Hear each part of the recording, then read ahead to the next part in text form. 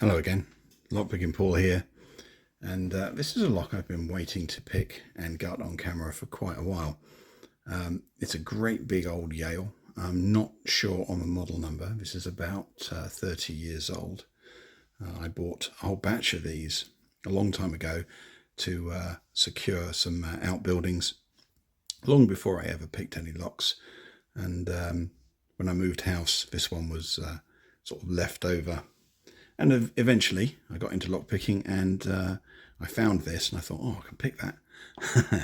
Wow, that was a journey of discovery. So very, very early on, I tried to pick this. It's a 6-pin lock with some very, very deep spools and long spools in it. And it plays a very mean game of spool ping pong. So much so that was my original notes on picking it. 1 hour pick, absolute murder, loads of security pins. It did eventually swing open in the lounge in front of the family, for which everyone jumped because it makes a heck of a clunk when this thing opens. It really does go with a pop. It's a super lock to pick. It took me a long time to sort of get comfortable and sort of understand it. The pins seem to have to be pushed in a very long way. There's a huge amount of counter rotation, big deep false sets, and yeah, it's a learning curve. For example, if you're getting stuck into something like this, it's a long way from the likes of an American.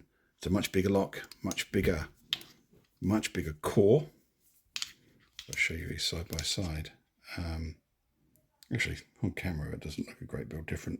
I can tell you the core in this is the same size as a standard Euro lock, which is much bigger than a regular padlock core. It's just a different experience.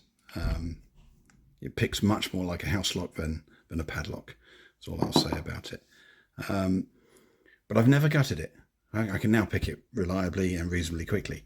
But I've never taken it apart. And I did say, once I started doing a YouTube channel, I will pick it and gut it on camera for the first time. So that's hopefully what I'm going to do today. I shall get this picked and we'll get it gutted and we'll have a good old look inside. I actually am really interested to see what's in here. I think I'm going to find lots of spools and probably long, deep spools because of the size of the counter rotation. So what I'm going to do is I'm going to get this set up in a camera. So hopefully you'll see just how much counter rotation it gives, because when you're learning, you're not really expecting that, but the movement on this is so exaggerated. It's a great training tool. So I shall get this set up, focused in, and I shall be back in a moment. Right, so that really is a fantastic clunk when this opens. Let's get this picked. I've got it set up like this, so hopefully you can see just how much counter rotation and false set you get from it. So see what we do.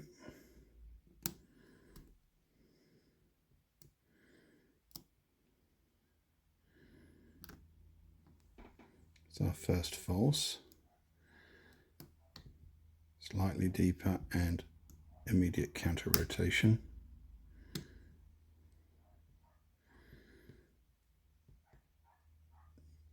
Got to be ever so careful to get directly on top of the pins.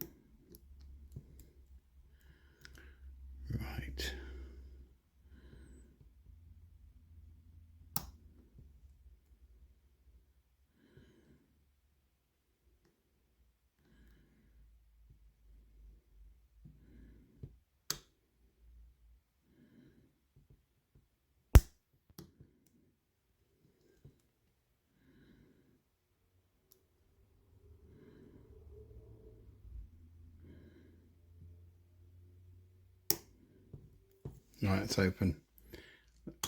Oh, that is a fantastic lock. Right, let's get this gutted, because I've been waiting to see what is in this.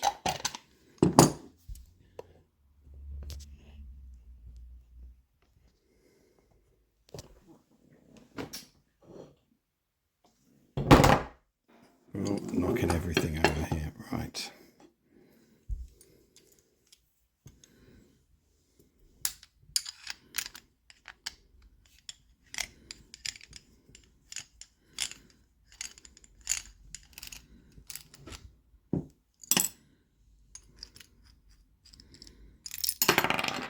We've got ball bearings and actuators going everywhere. Right. Yeah, ball bearings.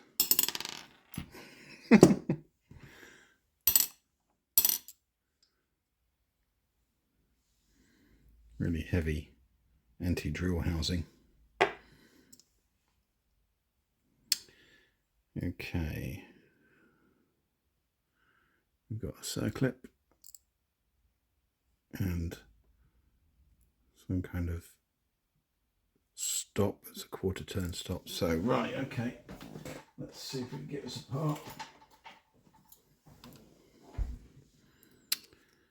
I wonder if I should do this with the key in. Let's try and do this with the key in. Let's not cause problems.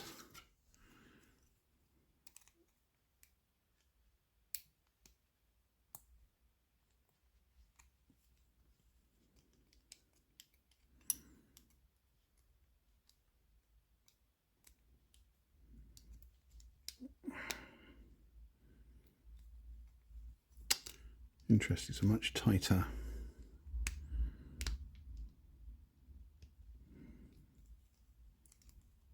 I have to use two tools to get this apart.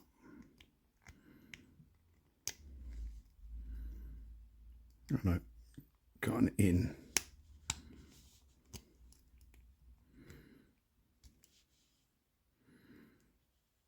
Okay, it's a very tiny circlip. I'm glad I didn't bend that. I don't have a spare. So, is this going to work?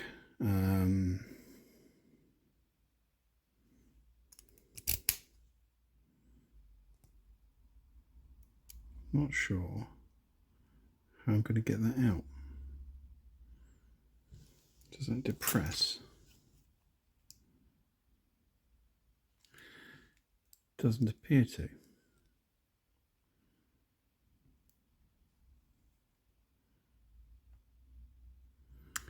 Interesting. Okay, that's new on me. Not familiar how to get this core out.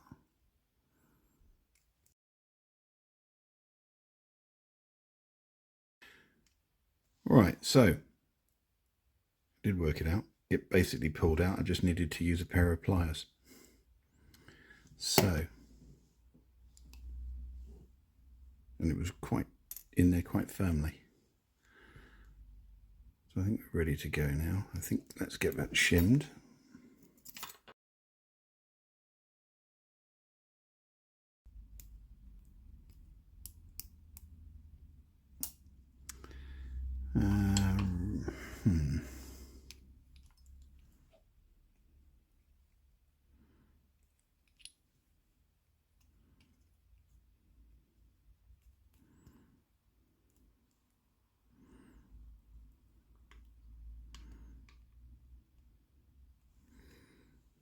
Okay, it was more smooth than I had expected it to be. Right, let's just drop these out.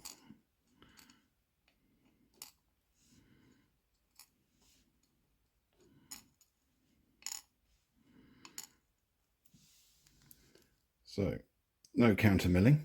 I didn't feel any. And all the pins appear to be standards. They're big pins. So this core is very similar to a Euro spec core as opposed to a regular padlock core. So let's take the shim out.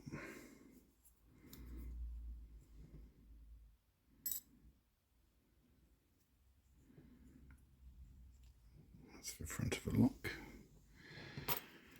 See what's in here. I am expecting deep and long spools, and look at that. One deep, one very long spool. In one, it's made of steel. A whopping great standard in 2. Another very deep and long spool in 3. Much shorter, more regular size spool in 4.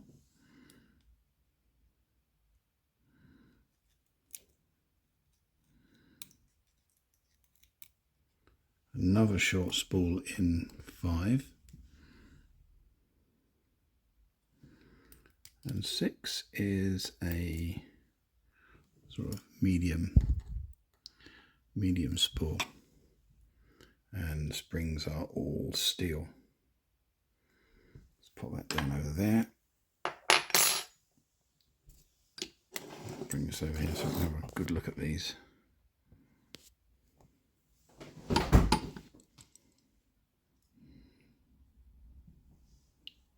They almost look copper in their finish, those short spools. But look at those long ones. That's what was producing those massive counter rotations. It's a fantastic lock. So yeah, there you go. Big hairy Yale. Picked and gutted. Let's hope I can put it back together again, because that was a little different. All right, that's it for today. Hope you enjoyed that. Enjoy your picking. Cheers.